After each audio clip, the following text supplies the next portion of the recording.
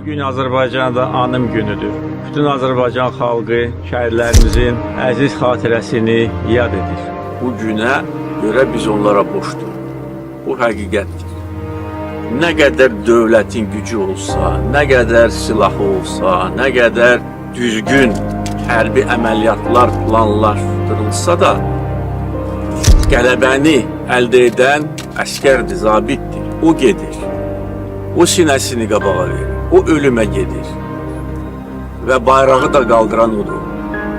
Onların qəhrəmanlığı heç vaxt silinməməlidir və silinməyəcək. Biz buradayıq, siz buradasınız və nə qədər acı olsa da onların yaxınları üçün, doğmaları üçün bir təsəlli var. O da odur ki, onlar canlarını fəda edərək tarixi zəfər çalır.